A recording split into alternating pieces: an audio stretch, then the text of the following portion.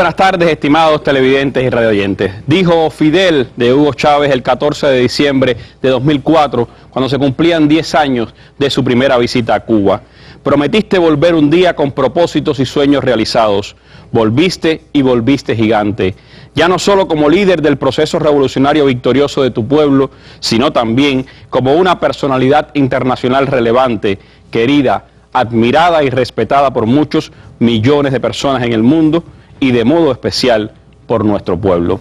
De Hugo Chávez, líder, hombre, hermano, el ser humano, estaremos hablando este 28 de julio, en que su patria y el mundo recuerdan los 60 años de su nacimiento. La entrada a la historia de este hombre inmenso que, siguiendo la ruta de Bolívar, legó a su pueblo y también a América Latina los nuevos destinos que se están viviendo ahora. De él, pues estaremos conversando en esta mesa redonda en la que estaré compartiendo con la colega Rosa Miriam Elizalde, doctora en Ciencias de la Comunicación, subdirectora y editora principal del sitio web Cuba Debate, y que es autora además de varios libros que marcan la impronta del presidente Hugo Chávez. También me acompaña esta tarde Antonio Romero, doctor también en Ciencias, presidente de la Cátedra del Caribe y profesor de la Universidad de La Habana, y Raúl Garcés Corra, doctor en Ciencias de la Comunicación, decano de la Facultad de Comunicación de la Universidad de La Habana y por supuesto también especialista en los temas de Venezuela y de la comunicación como una de las importantes bases, una de las importantes armas que utilizó siempre el presidente Hugo Chávez. Con ellos estaremos mirando hacia esta extraordinaria personalidad de nuestra historia y también, por supuesto, que estaremos intentando contactos internacionales con intelectuales de la talla de Atilio Borón e Ignacio Ramonet, quien acaba de presentar su libro sobre Chávez aquí en La Habana. Vive tu vida, dale alegría, no pongas celos, grita al mundo entero. Si viviremos y venceremos, Chávez, corazón del pueblo.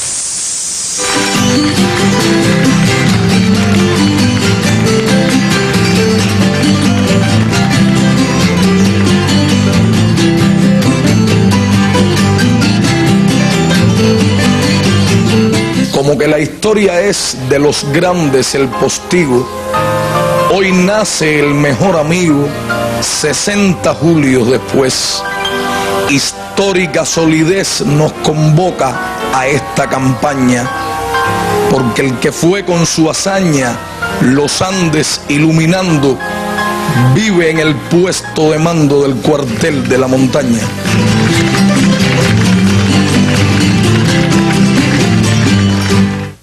Historia de un golpe, sintió en su cabeza cristales molidos y comprendió que la guerra... Los quiero con frenesí, los amo con frenesí. Lo más terrible se aprende enseguida y lo hermoso nos cuesta la vida. Cuando yo haya partido, La última pero de verdad partido, contento y desnudo, y consigan iba a matar mi cadáver al fondo de una noria, con su cañón. entonces tú sentirás Iba una matando sombra, canallas una llama con su cañón de circundándote.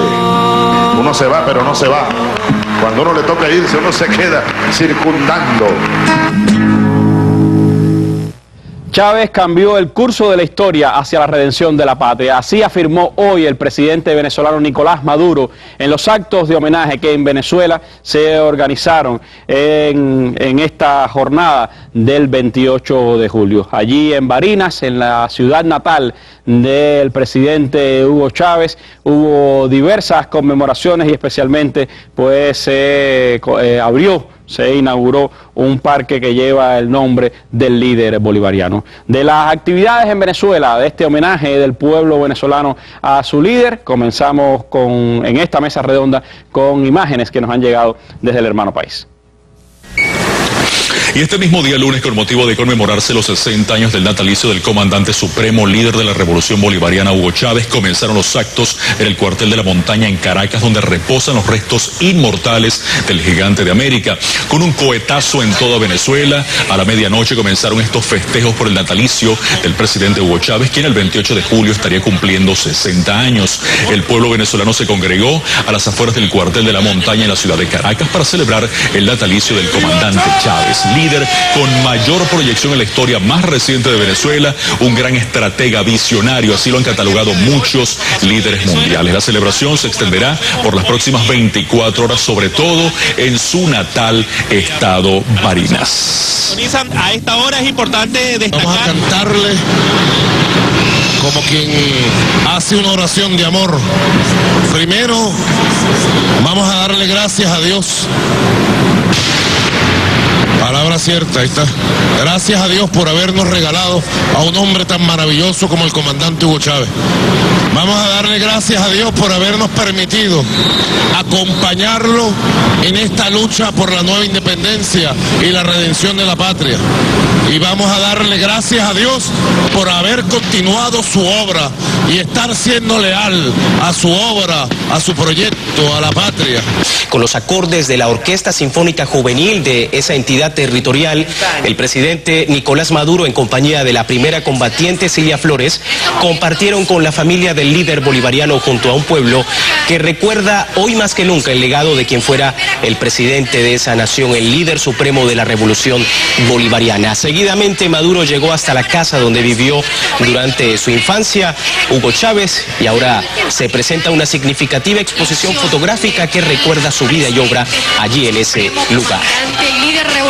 Yo le dije allá afuera a una mujer que se me acercó, me lo acordó ahorita, Aníbal: no es tiempo de llorar, es tiempo de luchar.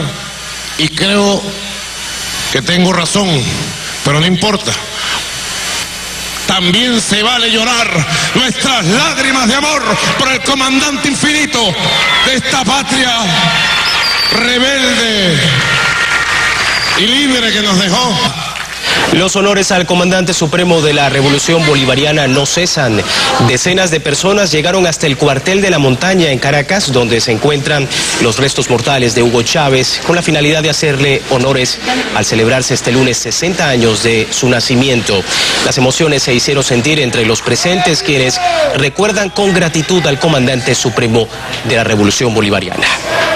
Hoy a la misma hora en que murió Chávez se ha sonado el cañonazo en el cuartel de la Montaña, el símbolo también que perpetúa su memoria y que lleva a todos los venezolanos a recordar al gran líder de esa revolución en medio de conmemoraciones importantes, porque ha estado celebrándose el Congreso del Partido Socialista Unido de Venezuela. Hasta allí ha llegado una delegación cubana encabezada por el miembro del Buró Político del partido y primer vicepresidente de los Consejos de Estado y de Ministros, Miguel Díaz-Canel Bermúdez, y otros dirigentes de nuestro país. Ya están en Venezuela para participar de ese Congreso del PCV y la conmemoración del 60 aniversario del natalicio de Hugo Chávez, como también han llegado otras delegaciones internacionales como el presidente de El Salvador, Sánchez Serén, y otras personalidades. Se espera en las próximas horas la llegada de la presidenta argentina Cristina Fernández de Kirchner. Ya está el presidente uruguayo Pepe Mujica y también los líderes del Mercosur, que mañana estarán reunidos en cumbre en Venezuela. Parte de esas conmemoraciones que se han dado hoy en Venezuela, en las que, como decía el presidente Nicolás Maduro, ¿cómo no sentir ganas de serle leal si aquel niño humilde, aquel joven que soñó con Bolívar y Zamora, siempre nos dio ejemplo de amor, dedicación, nos dejó su corazón?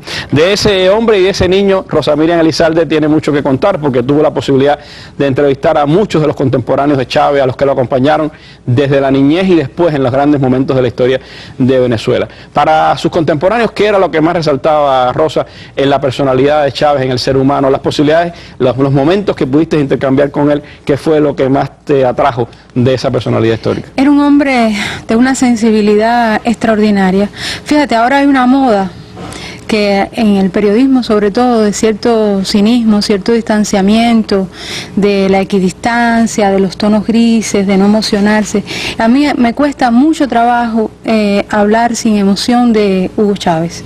Y te puedo decir que cuando empezamos, Luis Báez y yo, a construir el libro en el 2004, después en los momentos del referendo revocatorio, un poco siguiendo la huella para investigar y descubrir quién era este hombre, Hugo Chávez, sobre todo para los latinoamericanos, salvo las personas muy informadas de la situación en Venezuela, era un desconocido.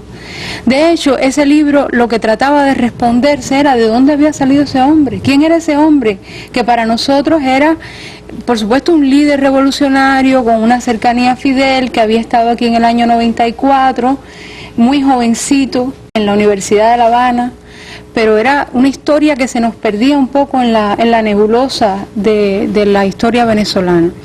Y de pronto, indagando sobre este hombre, que para nosotros era ese que cantaba en las tribunas, que era muy carismático, pero no iba más allá.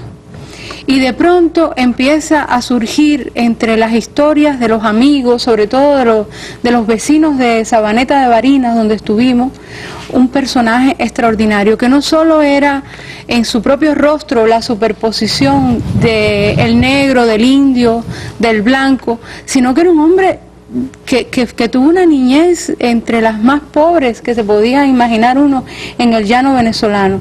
Nunca olvidaré la historia que nos sorprendió extraordinariamente de aquellas viejitas de Sabaneta que habían sido amigas de la abuela Rosa Inés, donde se habían criado Adán y Huguito, como le decían, que el arañero de Sabaneta, todo ese tipo de cosas, que después nos enteramos que el primer día que va a la escuela ese niño no lo dejan entrar porque no tiene zapatos. Tenía unas alpargatitas que le había hecho su abuela muy modestamente, y aquellas vecinas contaban el dolor, el llanto de esa abuela, que no podía comprarle unos zapatos al niño. Estamos hablando de eso, un niño además que no tuvo juguetes. Yo recuerdo cuando nos entrevistamos con él en Miraflores, que seguía viviendo de una manera casi monástica, porque tenía allí adentro de Miraflores un campamento, y recuerdo haber compartimos con él probablemente una de las sopas más frías y más muy así, se alimentaba incluso mal, como si estuviera en un campamento. Descubrir esas historias. Él dibujó en un papel el juguete que él tenía, que era básicamente unas ruletas que habían armado entre Adán y él para seguir los juegos de béisbol, y entonces ese era su juguete. Estamos hablando de ese hombre que de pronto va llevando un recorrido muy similar a otras personas muy pobres de su país. Recuerda que en Venezuela, para llegar para tener una carrera, los pobres, su única opción prácticamente era ser militar. Y esa también le da una cualidad diferente al ejército venezolano, que a diferencia del ejército argentino o los ejércitos represivos del continente, que eran muy elitistas, aquí se nutría básicamente del pueblo, y ahí también le da otra connotación a ese ejército, y eso es lo que explica por qué son los militares los que protagonizan esa rebelión militar. Es decir, de pronto uno va descubriendo ese hombre tremendamente entrañable. Yo te puedo decir además que ese libro nos regaló esas historias, pero hay un colofón, de alguna manera un cierre, que a mí me ha marcado para toda la vida, y es que cuando se publica ese libro, Chávez regresa a La Habana a visitar a Fidel, que está enfermo. Recuerda que tuvo el accidente en la escalinata de la Plaza Che Guevara, y él, que acababa de salir el libro, pidió que Luis y yo fuéramos y estuviéramos allí. De pronto nos vimos con Chávez en el entorno de la familia, y recuerdo, lo que más me impresionó es la manera que esos dos seres humanos se trataban. Eran los amigos, los entrañables. Recuerdo a Chávez bromeando con Fidel diciendo: tú no te caíste, tú te estabas tratando de robar una base, estabas practicando. Y recuerdo también que en ese momento se decide hacer un segundo libro, que es el libro El Encuentro. para recordar el 10º aniversario del encuentro de esos dos gigantes, y de donde también ese misterio, como Fidel en el año 94, en diciembre del 94, se da cuenta que este hombre tiene esa historia. Y yo recuerdo, me dieron 15, 20 minutos para ir a mi casa a recoger una muda para regresar a Venezuela, y voy caminando por las escaleras de Palacio y escucho a Chávez cantándole una canción llanera a Fidel, como, o sea, de pronto estos dos seres se tratan como amigos, y esa es otra de las características muy especiales de Chávez. No solo él llegaba a tener una intimidad y una cercanía y una sensibilidad y un carisma tan especial, sino que él inaugura en Latinoamérica otra manera de ser de los dignatarios. Un poco el liderazgo de Chávez cambió radicalmente también la manera de ver a los liderazgos latinoamericanos. Pero claro, se acabó el encartonamiento ese rígido de los protocolos y aparecieron gente como Evo, como Correa, como la propia Cristina, donde tú sientes que no estás hablando con un busto de mármol, con un dios, con alguien que está alejado, sino con una persona que puede ser cualquiera, porque él era cualquiera de ellos. Fíjate, hay otra cosa muy linda que pasó cuando estábamos en Sabaneta de Barinas con aquellas viejitas. Estamos hablando viejitas que vivían en casas de piso de tierra, en condiciones realmente muy pobres, que le preguntábamos, bueno, pero ¿qué cambió de sus vidas? Dice, por primera vez somos ciudadanos. Entonces ahí yo entendía por qué en todos los actos presidenciales se anuncia, sea quien sea, ciudadano, fulano de tal. Habían dejado de ser nadie para empezar a ser ciudadanos. Sí, son de las cosas que solamente caminando, recorriendo, repasando la vida de este hombre se puede entender. Y es lo que explica ese milagro de su retorno con el golpe de Estado, que prácticamente esos cerros por gravedad bajaron a Caracas, y por qué también esos cerros se han mantenido cuando ahora mismo han tratado de sacarlos a las calles, y lo que explica esa mística y esa relación tan entrañable que tiene ese pueblo, ese país, y yo creo que Latinoamérica con Hugo Chávez. Gracias, Rosa. Yo creo que toda esta secuencia de hechos y de aconteceres de mi vida desde niño, yo comencé a sentir como una simpatía por unos guerrilleros que andan en las montañas, nadie los ve, y algún cuidado por unos soldados que llegaron a buscar a los guerrilleros, desde niño. Luego todos esos recuerdos en Barinas, todo aquello del Che, y al fin la noticia dramática, terrible, lo mataron, y la foto aquella, y sus ojos abiertos. Uno se sentía identificado con aquel hombre, con aquel mártir, el Che. Eres gigante porque grande es tu virtud. En lo personal me dolía la mentira y el irrespeto a un pueblo, pero luego me di cuenta que es parte de un juego y que por más que yo haga, yo me puedo vestir de cura, con un copito de esos rojos aquí. Me van a seguir diciendo, tirano, los pueblos saben la verdad. Hombre que vas creciendo entre los hombres, eres gigante porque grande es tu virtud.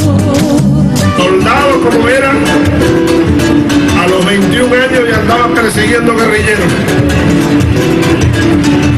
Pero en el camino tomé conciencia y después volteamos la punta de los fusiles, dejamos de perseguir guerrilleros y terminamos el 4 de febrero de 1992 echándole tiros al Palacio de Gobierno de Caracas, donde se dirigía el proyecto neoliberal que casi acabó con Venezuela. Entre la gente ha sembrado tu nombre, la patria sigue como la soñaste tú. Uno de los grandes logros de este proceso es que la oposición reconoció esta Constitución después de 8 años. Han comprobado, si tenían dudas, de que este es el camino. Este es el camino. Y ojalá se olviden para siempre de los caminos de la violencia, de la desestabilización, del desconocimiento a nuestras instituciones. Hombre de calma, hombre de tempestades, 28 de julio la la luz. Hoy tenemos patria, que nadie se equivoque. Hoy tenemos pueblo, que nadie se equivoque. Hoy tenemos la patria más viva que nunca, ardiendo en llama sagrada, en fuego sagrado. Patria, patria, patria querida, tuyo es mi cielo, tuyo es mi sol. Patria, tuya es mi vida, tuya es mi alma, tuyo es mi amor.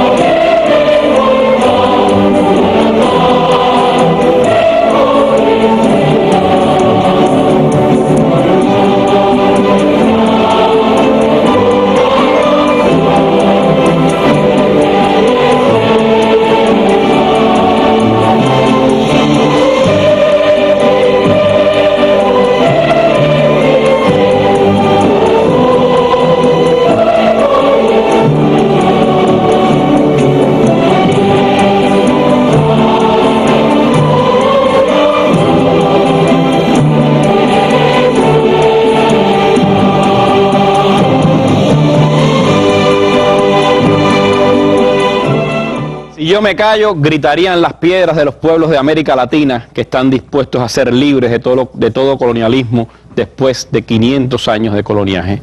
Así había dicho Hugo Chávez en una entrevista radiofónica el 10 de noviembre de 2007. Las piedras siguen gritando porque Chávez está vivo, porque su pensamiento, su acción está presente en Venezuela y en los nuevos tiempos que vive América Latina. Estamos en contacto ahora a través de la línea telefónica con el destacado intelectual argentino Atilio Borón, quien compartió diversos momentos con el presidente Hugo Chávez y quien ha sido también desde el pensamiento, desde las ciencias sociales, uno de los divulgadores de la obra del presidente eterno de Venezuela, Hugo Chávez Frías. Pues sí, buenas tardes. Efectivamente hemos hecho contacto telefónico en Buenos Aires, Argentina, con el destacado sociólogo y analista internacional Atilio Borón. Atilio, ¿cómo se ha mantenido la vigencia del pensamiento de Hugo Chávez como líder bolivariano en nuestros tiempos? Bueno, creo que Chávez ha hecho un aporte insustituible en el proceso de democratización de Venezuela, ¿verdad? Está bien de una forma que es, a mi manera de ver, completamente irreversible. Por lo tanto, le ha ganado el amor, el respeto, el cariño de su pueblo. Y creo que eso es lo que le ha permitido al gobierno bolivariano sortear una ofensiva mediática, política, económica, cultural, de todo tipo, como la que se ha desatado desde febrero de este año, cuando la derecha y el imperialismo y sus aliados se dieron cuenta de que el proceso era indestructible, que el chavismo muerto, Chávez, seguía ganando elecciones, porque la sombra que proyectaba Chávez se sentía muy fuerte todavía en Venezuela, porque su ejemplo, las cosas que hizo, los cambios que introdujo, son de tal magnitud que aún muerto él seguía teniendo una presencia muy viva. De manera tal de que tenemos que realmente, por un lado, lamentarnos la temprana desaparición de Hugo Chávez, un hombre que podía haber dado todavía tantas cosas, no solamente para Venezuela, sino para América Latina y el Caribe, pero al mismo tiempo consolarnos con que su ejemplo ha sido tan brillante, su paso por la historia ha sido tan extraordinario, que ha dejado una estela imborrable, y eso es lo que están experimentando hoy los venezolanos y las venezolanas, que por eso siguen apoyando el gobierno bolivariano. Atilio, usted tuvo la oportunidad de compartir algunos momentos con el líder bolivariano. En este día en que rememoramos el aniversario 60 de su nacimiento, ¿cuál fue el primer pensamiento que tuvo en su mente? Mire, el primer pensamiento es un pensamiento de mucha rabia, porque creo que pesar de que tengo la teoría de que Chávez no murió por causas naturales. Yo creo que Chávez fue víctima de un atentado, de un asesinato. Llegamos a conocer, yo confío en que estas revelaciones de Snowden y lo que pasó con las Wikileaks y Assange y todo eso en algún momento va a salir a luz cómo fue este plan urdido por la derecha y el imperialismo norteamericano para quitarnos Chávez del medio. La verdad que el primer sentimiento hoy a la mañana cuando dije, bueno, hoy habría cumplido 60 años, Hugo Chávez fue decir qué rabia que me da lo que hicieron con él, qué maldad, cuánta crueldad, pero al mismo tiempo es un tributo a la excepcional importancia que Chávez tuvo en este renacer de América Latina. O sea, sentimientos encontrados, pero en donde el primero fue la rabia y bueno, un deseo de conocer la verdad y ver de qué manera se puede llevar a esos criminales a la justicia, ¿no? Pero enseguida consolándome diciendo, bueno, pero aún así no pudieron matar a Chávez en un sentido político porque su recuerdo sigue tan vivo en nuestros pueblos que es indefectible. Atilio, nuestro agradecimiento por compartir estas ideas con los televidentes y radio oyentes de nuestra mesa redonda informativa. Que pase buenas noches.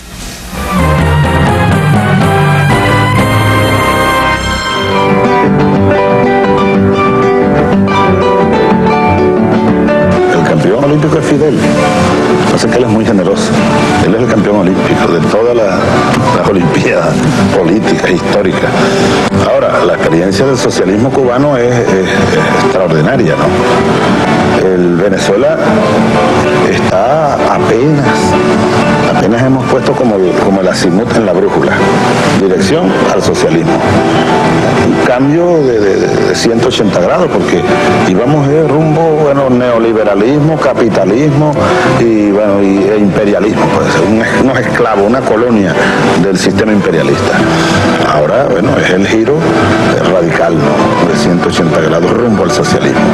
Yo cada día estoy más convencido de que sí, porque además lo estoy viendo.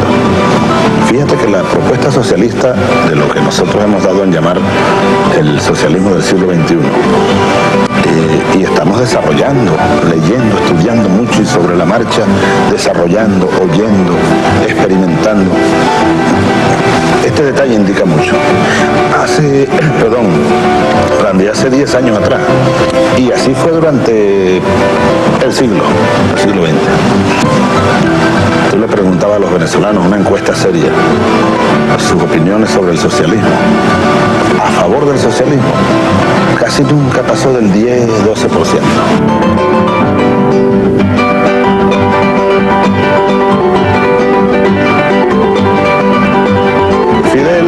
Tú siempre has sido un Quijote, sin locura, como dijo Napoleón hablando de Miranda. Ahora yo utilizo la frase, 200 años después. Tú eres un Quijote sin locura siempre, pero hoy, físicamente, Fidel es el exacto Quijote, pero no el de la Mancha, el Quijote de La Habana. Hasta la victoria siempre. Venceremos. Usted lo vio aquí en la Mesa Redonda. De Hugo Chávez decía Fidel: hace mucho tiempo albergo la más profunda convicción de que cuando la crisis llega, los líderes surgen. Así surgió Bolívar cuando la ocupación de España por Napoleón y la imposición de un rey extranjero crearon las condiciones propicias para la independencia de las colonias españolas en este hemisferio. Así surgió Martí cuando llegó la hora propicia para el estallido de la revolución independentista en Cuba. Así surgió Chávez, cuando la terrible situación social y humana en Venezuela y América Latina determinaba que el momento de luchar por la segunda y verdadera independencia había llegado. Y ese creo que es uno de los grandes legados históricos, sin duda, de Hugo Chávez para este continente, Tony. Su liderazgo en la integración, su liderazgo en la unidad de este continente. ¿Cómo valorarlo usted como economista y además, por supuesto, mirándolo desde la óptica también del Caribe, esa cátedra que usted dirige en la Universidad de La Habana? ¿Qué ha significado y qué significó y qué sigue significando Hugo Chávez para esa integración latinoamericana, para esos pueblos del Caribe, otrora olvidados y ahora integrados en la CELAC también en América Latina? Bueno, yo empezaría diciendo que sin lugar a dudas Chávez marca un punto de inflexión en el liderazgo latinoamericano y caribeño respecto a las ideas de la integración y la cooperación entre los países y los pueblos de América Latina y el Caribe. Yo diría que lo primero que hay que apuntar es el papel fundamental que Chávez jugó desde sus inicios en la lucha contra el ALCA, que sin lugar a dudas fue un movimiento que tuvo su expresión más acabada en la cumbre de Mar del Plata, pero hay que reconocer sin lugar a dudas que Chávez fue una pieza clave junto con líderes del Mercosur en este primer momento que implicó de facto ya un punto de distancia de América Latina y el Caribe respecto a los proyectos hegemónicos de integración hemisférica. Segundo lugar, que algunas veces yo creo que no se le ha dado todo el mérito que tiene Chávez en esto. Yo creo que muy importante reconocer el papel fundamental que jugó Chávez en lo que hoy es la UNASUR. Hay que recordar que la UNASUR, antes de ser UNASUR, se llamaba Comunidad Sudamericana de Naciones. La cumbre de Cusco crea la Comunidad Sudamericana de Naciones. Después hay una cumbre en Venezuela y Chávez insiste, en primer lugar, en que en vez de comunidad deberíamos trabajar en función de lograr una unidad de países y de pueblos sudamericanos. Pero en segundo lugar, Chávez en ese momento empieza a plantear una idea que fue recurrente en todo su discurso sobre la integración y la nueva integración que requerían los pueblos y los gobiernos latinoamericanos y caribeños, que era la idea de que no se podían repetir las experiencias fracasadas. Recordemos que la Comunidad Sudamericana de Naciones surgía como resultado natural de la convergencia entre la Comunidad Andina de Naciones y Mercosur. Chávez cambia el concepto de comunidad para unidad, para unión de naciones sudamericanas, pero además plantea que no puede ser la construcción de esa nueva entidad necesaria, no podía ser sobre la base de esa convergencia casi natural entre dos entidades que él criticaba y que estaban atravesando serios problemas desde entonces.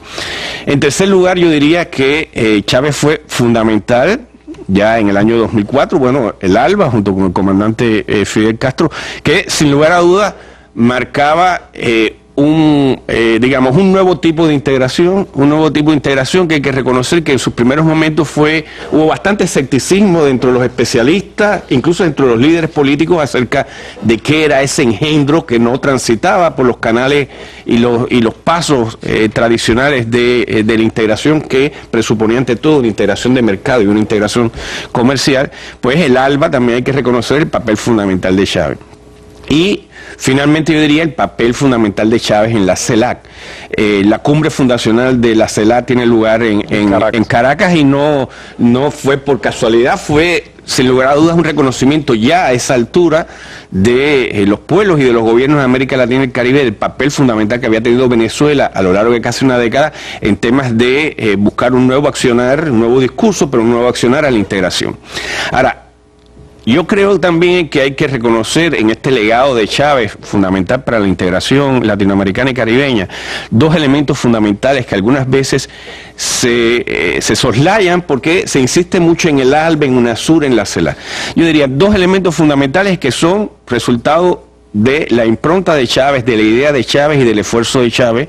Fue, sin lugar a dudas, primero, que incluso antes del estallido de la crisis financiera internacional, Chávez empezó a hablar con insistencia acerca de la necesidad de avanzar en la dimensión financiera de la integración y cooperación latinoamericana y caribeña como un componente básico para completar la idea de una integración verdadera. Hablaba del Banco del ALBA, el Banco del Sur. Y como resultado de eso, se empieza a hablar del Banco del ALBA, se empieza a hablar del Banco del Sur, se empieza a hablar de sistemas de compensación regional de pagos para evitar la utilización del dólar norteamericano en las transacciones comerciales entre países latinoamericanos y caribeños, que no era una idea nueva, es una idea que empezaba desde los años 60 en el ADI, después al ADI, pero que había quedado totalmente olvidada. Yo creo que Chávez, con mucha insistencia, empezó a plantear desde entonces la idea de que la dimensión financiera, la dimensión monetaria financiera de la integración era tan fundamental para avanzar en la integración y la unidad como lo era la integración comercial. Y en segundo lugar, yo destacaría otro elemento importantísimo de Chávez en esta valoración de lo que significó y de lo que significa el legado de Chávez para la integración y para la nueva América Latina y el Caribe, fue la idea de rescatar la cooperación como un elemento fundamental y además como base para avanzar posteriormente en estadios superiores de complementariedad, de unión, de integración. Y Chávez fue un paladín de la cooperación entre latinoamericana y caribeña. Chávez fue un paladín de la necesidad de, en este siglo XXI, de poner en el centro del debate político al más alto nivel el tema de lo que podía aportar América Latina y el Caribe en todo lo que tenía que ver con la agenda de cooperación sur-sur y sobre todo con la agenda de cooperación entre latinoamericana y caribeña. Yo creo que Petrocaribe es un legado inestimable. Y allí hay 3 o 4 ejemplos que están hoy presentes y que son reconocidos incluso, yo diría, son reconocidos hasta por organismos y especialistas que estoy casi seguro que no comparten mucho del ideario de Chávez, como, sin lugar a dudas, elementos claves que hoy tipifican este nuevo momento de la integración y de la cooperación latinoamericana. Está, en primer lugar, Petrocaribe, sin lugar a dudas. Petrocaribe, a pesar de las complejidades que tiene Petrocaribe y de las complejidades actuales, Petrocaribe fue reconocida en el año 2010 por el Fondo Monetario Internacional como el esquema de apoyo financiero más grande y más importante que habían recibido los países caribeños desde su independencia. O sea, Petrocaribe yo creo que es fundamental entender eso. Segundo lugar, Chávez fue fundamental, junto con Cuba y el liderazgo cubano, pero yo creo que hay que reconocer también, Chávez fue fundamental en la idea de que Haití, por lo que significaba Haití, no solamente para el Caribe, sino lo que significaba Haití para toda nuestra región, y por las condiciones propias de Haití, y sobre todo Haití después del terremoto, pero incluso antes del terremoto, Chávez fue un paladín de la necesidad de que lo que se podía construir en América Latina y el Caribe en términos de unidad pasaba necesariamente por la prueba de lo que éramos capaces de hacer para cooperar por el desarrollo de Haití. Y Chávez introdujo el tema de la cooperación con Haití, no en los foros tradicionales donde Haití estaba presente, como pudiera ser la Asociación de Estados del Caribe o Petrocaribe mismo, donde Haití es un Estado miembro, sino Chávez llevó el tema de Haití a UNASUR, Chávez llevó el tema de Haití al ALBA, que es un esquema sui generis intersubregional. Yo creo que fue también importante el tema de Haití. Y por último, yo destacaría en el legado de Chávez en términos de integración y cooperación, que hay un consenso de que, a pesar de lo que pudiera parecer a partir de un análisis muy superficial del discurso de Chávez sobre la integración y su accionar sobre la integración, Chávez fue muy efectivo y fue sumamente inteligente como para reconocer que la integración difícil era necesaria, pero para lograrla tenía que salvaguardar la diversidad en búsqueda de la unidad. Yo creo que con independencia de que algunas veces se expresan siempre ideas, digamos, los más radicales de Chávez, criticando el liberalismo, Chávez también fue clave en la discusión y la emergencia del consenso político regional acerca de que la integración y la unidad tenía que lograrse con todos, con los 33 países latinoamericanos y caribeños, y que tenía que ser tan eficaz y tenía que ser tan inteligente que lograra avanzar en términos de proyectos comunes, respetando la diversidad que hay en la región. Gracias, profesor.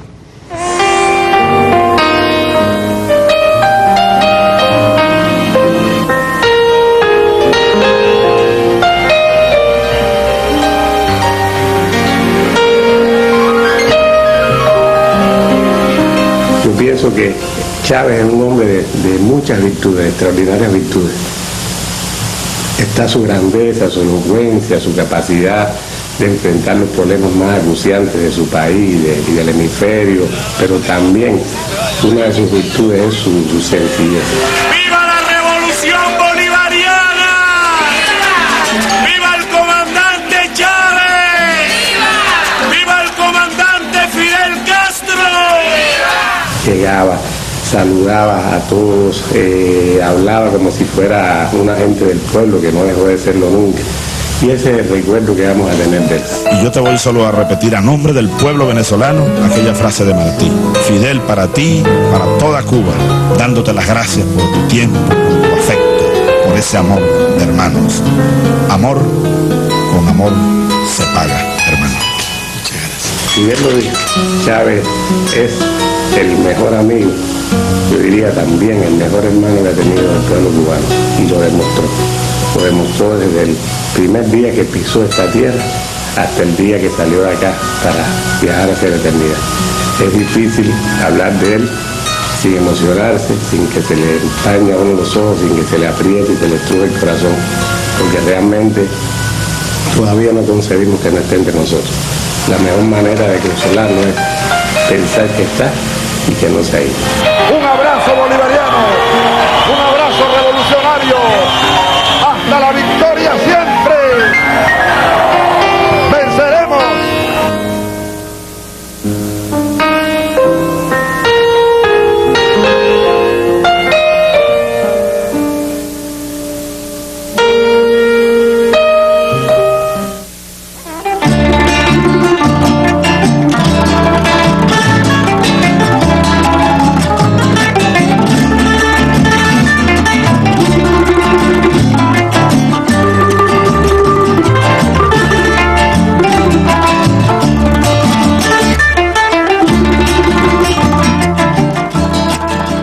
También hoy en Cuba nuestro pueblo ha rendido tributo al líder eterno de la revolución bolivariana, Hugo Chávez. Los jóvenes cubanos esta mañana marcharon desde la calle G hasta la Universidad de La Habana para recordar al presidente Hugo Chávez. Generaciones de universitarios cubanos, jóvenes extranjeros que estudian en las universidades de nuestro país, llegaron hasta allí, hasta la propia escalinata de la Universidad de La Habana, donde Chávez acudió en su primera visita a Cuba en 1994 al Parque Hugo Rafael Chávez Frías para rendirle tributo al líder bolivariano. Esta tarde en el Memorial José Martí fue presentada Hugo Chávez, Mi Primera Vida, conversaciones con Ignacio Ramonet, el libro que contiene esas entrevistas, esas reflexiones de Hugo Chávez con el destacado intelectual Ignacio Ramonet, y que fue presentado allí en el Memorial José Martí como parte de esos homenajes, la edición cubana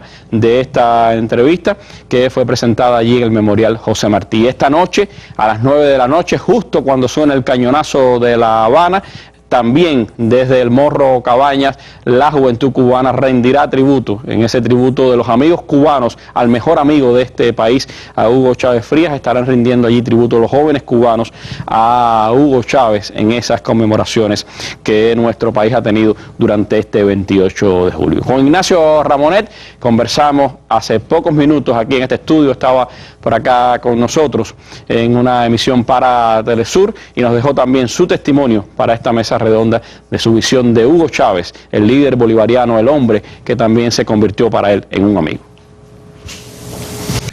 El legado de Chávez es inmenso, difícil de resumir, pero si tuviésemos que destacar, digamos, algunos aspectos esenciales, yo identificaría tres características del legado. Primero, su capacidad de rebeldía, de rebelión. Chávez es un indignado y identifica los elementos que van a permitir conducir una sublevación contra un sistema que él considera un sistema injusto, que considera un sistema desigual, y va a darse los elementos teóricos que van a permitir identificar, describir la situación para movilizar ampliamente a la ciudadanía contra esa situación. Es el sentido de su rebelión del 27 de febrero del 92. Segundo aspecto es su idea genial de la unión cívico-militar. Él sabe efectivamente que los militares solos abusan del poder, lo sabe, lo dice, pero que sin el pueblo los militares no pueden alcanzar un proyecto que sea un proyecto realmente de sociedad justa. Y el pueblo, y en particular muchas organizaciones de izquierda, no son capaces de organizarse. Entonces la articulación cívico-militar le va a permitir obtener su objetivo.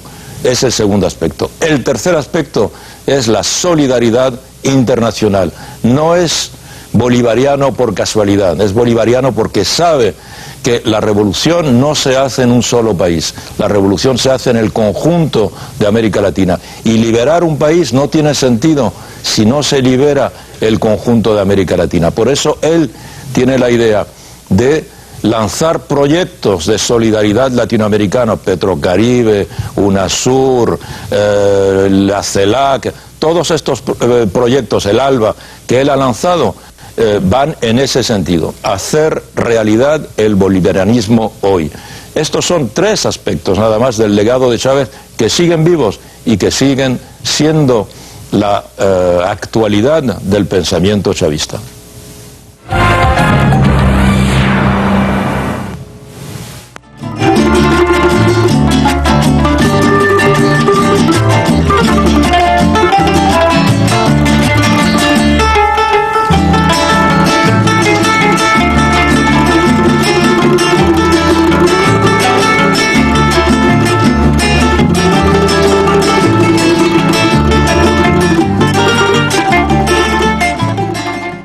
El caso de Hugo Chávez, decía Fidel, es excepcional en la historia de la política. Otros han logrado fama y celebridad a través de la prensa escrita, radial o televisiva, pero nunca una idea revolucionaria hizo uso de un medio de comunicación con tanta eficacia. Así escribía Fidel cuando se cumplían 10 años del aló presidente en mayo del 2009, y me lleva a preguntarle a Raúl Garcés cómo valora esa impronta de Hugo Chávez como comunicador, cómo esa visión de pueblo que tenía Chávez también la convirtió en una fortaleza a la hora de comunicar las ideas de la revolución, de llevar las ideas de la revolución hacia el pueblo. Sí, buenas tardes y buenas noches también para los televidentes y para ti, Randy. Yo creo que muchos de nosotros vimos a Chávez en la avenida Bolívar, delante de 1 millón de personas, hablar alguna vez de Gramsci o hablar alguna vez, qué sé yo, de un proceso como la hegemonía o como un mundo que emerge y un mundo que fenece. Muchas de esa gente no lo entendían. Sin embargo, el liderazgo de un hombre que hacía política de calle, que tenía la espontaneidad de estar constantemente relacionándose con su pueblo, ganaba una ascendencia que supongo similar a la que Fidel Castro en 1961 lograba frente a un montón de habaneros que probablemente no entendían tampoco el carácter socialista de la revolución en 1961, pero sabían que se estaba tejiendo, que se estaba cosiendo en Cuba un cambio social muy trascendente. Yo creo que Hugo Chávez estuvo muy consciente desde el principio del papel que tenía la comunicación para generar consenso en Venezuela, para comunicar la revolución. Aquel documental, La Revolución no será transmitida, aquel documental sobre el golpe de Estado. Yo creo que Chávez tenía conciencia de que la revolución tenía que ser transmitida, tenía que ser comunicada si la revolución quería sobrevivir. Y una parte importante de la proeza tiene que ver también con el tamaño de la tarea comunicacional. En un país, el 27 de febrero de 1989, cuando el Caracazo pone en crisis a la sociedad venezolana, no solo estaba poniendo en crisis un modelo económico o un modelo político o un modelo social, también estaba poniendo en crisis un modelo comunicacional. Unos medios privados, RCTV, Venevisión, Cisneros, que habían extendido una producción simbólica de estupideces y de banalidad por toda América Latina, y se da a la tarea de transformar y crear un sistema de medios públicos. La insistencia de Chávez en que Venezuela dispusiera de un sistema de medios públicos es directamente proporcional a su comprensión de la importancia de que la revolución dispusiera de medios de comunicación. Venezolana de Televisión dejó de ser un canal intrascendente. Antes de la revolución, Venezolana de Televisión era un canal intrascendente, un canal supuestamente público del Estado venezolano que tenía 0,6% de rating, llegó a tener 7, 8%, que es muy alto rating para un canal informativo después de la revolución. La gran cantidad de medios comunitarios que se crearon en Venezuela, de televisoras y de radios comunitarias que se crearon en Venezuela, forman parte de una obsesión por democratizar el espacio público.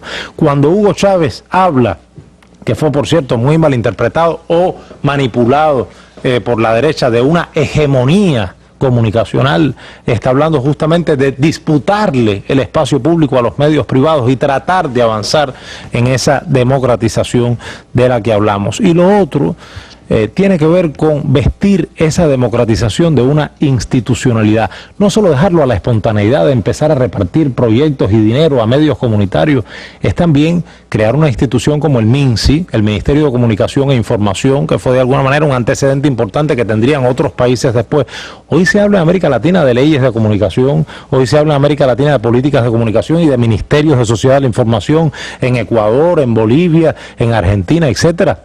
Pero yo creo que habría que recordar que todo esto tuvo un antecedente muy importante en la Venezuela de Hugo Chávez. Es decir, no solo, insisto, hacer la comunicación espontáneamente, sino articular una política comunicacional a la cual el Ministerio de Comunicación e Información, a la cual la Ley de Responsabilidad Social, aprobada desde hace mucho tiempo, mucho antes de estas leyes que estamos discutiendo hoy, fueron el resultado de esa preocupación. Y lo otro, yo insistiría en algo que dijo Rosa Miriam y que se ha dicho también en algunos de los micros que hemos visto. La conciencia, Randy, de convertir a la gente en ciudadanos. Esa misión de cedulación, que era para que la gente que no tenía cédula, que no tenía carnet de identidad, los desconocidos, los invisibilizados, convertir a la gente en ciudadanos era una preocupación de la política participativa. ¿Por qué tú crees que ahora, cuando estamos en medio de la guerra económica esta, donde se transmiten por Twitter las imágenes falsas de Siria o de Turquía y se les atribuyen a supuestas masacres en Venezuela, ¿por qué creemos que la gente reacciona utilizando las redes sociales y a través de Twitter desmiente las manipulaciones que vienen desde el exterior y que son fabricadas por los laboratorios que se dedican justamente a generar corrientes de opinión? Porque estamos hablando de gente que accedió al conocimiento, que accedió a la tecnología, que se apropió de la tecnología para hacer una comunicación de modo liberador, de modo distinto, y que lo logró. Un país que cambió para siempre, lo hemos dicho una y otra vez, eso no es un eslogan, es una realidad. Un país donde los invisibilizados, la gente que nunca tuvo acceso a la comunicación, la gente que nunca salió por televisión, de pronto descubrió la posibilidad de tener voz y de participar en la política de modo protagónico, no como espectadores. Venezuela fue un país que tuvo durante mucho tiempo mucha gente de espectadores. Los del Caracazo que se tuvieron que resignar a ver las imágenes por televisión, o la censura que prevaleció en la televisión durante mucho tiempo, fueron espectadores de la política. Entonces, el cambio esencial es convertirlos en protagonistas de la política, con un hombre que además era desalmidonado, como se ha dicho aquí, con un hombre que le puede decir a Bush, cuando se paró el día después de que Bush estuvo en una tarima de Naciones Unidas, esto huele a azufre, frente a las risas, con un hombre que podía vender celulares y ponerle al celular vergatario. Es decir, estamos hablando de un comunicador que es la síntesis, de alguna manera, de las tradiciones, de las costumbres y de la expresión cultural del pueblo venezolano. Yo creo que parte del éxito de Chávez como comunicador, parte de su conciencia, que es la conciencia de los grandes políticos, de la importancia de la comunicación para que la revolución genere consenso y para que la revolución no sea obra de los líderes, sino de todos los pueblos. Chávez, que de la radio pasó a la televisión, de la televisión al blog, y terminó siendo una de las cuentas de Twitter más inmensas que se haya construido en esta región. Pero yo, lo que yo quiero subrayar, si me lo permites, no solo la cuenta de Twitter, es el aparato que había detrás para resolverle los problemas a la gente, porque la cuenta de Twitter no serviría si la relación entre gobernante y gobernado no se convierte en una democracia directa, y cada gente que le decía, epa Chávez, no tengo casa porque se me cayó, había detrás un aparato respaldando la posibilidad de que esa gente tuviera una solución a su problema. Entonces, Twitter en función del cambio social. Chávez, que fue sin duda una de las grandes inspiraciones de los procesos revolucionarios que ha habido en este continente. Chávez, que como decía Fidel, nos cabe el honor de haber compartido con el líder bolivariano los mismos ideales de justicia social y de apoyo a los explotados. Chávez, que sigue viviendo en cada una de las acciones de ese gobierno bolivariano, que sigue viviendo en cada una de las comunas que hace su propio gobierno, en cada una de las obras sociales que se elevan en Venezuela y en cada uno de los pasos que hacia la integración y hacia el buen vivir se construye en este continente. Chávez sigue viviendo porque él no es solo parte de la historia, sino también del presente y del futuro de esta América nuestra. A Hugo Chávez lo recordamos hoy y queremos despedirnos recordándolos como el viernes pasado cerramos esta mesa redonda. Una canción que se ha convertido en un himno de de recordación a Chávez, pero que además ahora tiene el impacto de que es cantada por algunos de los jóvenes médicos que formaron parte del team que atendió al presidente Hugo Chávez durante un buen tiempo y que siguen sintiéndose parte de esta historia de nuestro pueblo, de quien, como dijo Fidel, Chávez fue el mejor amigo. A Hugo Chávez, el tributo de la Mesa Redonda y de toda Cuba. Buenas noches.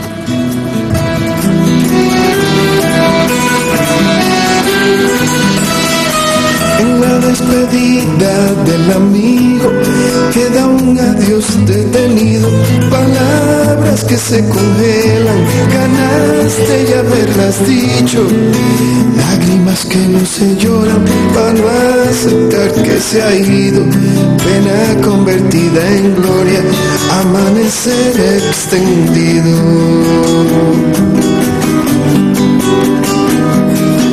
Para la partida del amigo que nos devolvió la risa, no hay adiós definitivo ni finales de cenizas. Tanto corazón dolido no se va a creer en la prisa de la muerte que ha intentado manchar su roja camisa.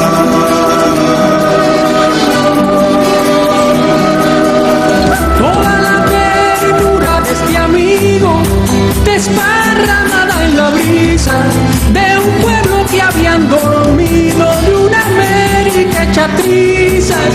Nadie piensa que se ha ido un momentico a la misa y va a volver con Sandino, con el Che Martí Bolívar.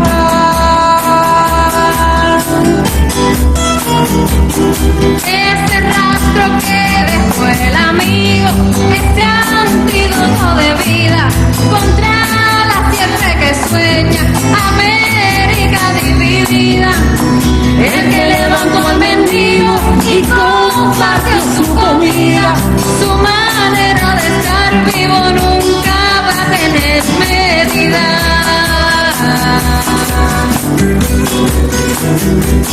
Todos los amigos del amigo tienen el alma bromada con las frases que nos dijo, con calma echa la sonrisa. Nadie piensa que se ha ido con un momentico a la misa y va a volver con Sandino, con el Che Martí Bolívar.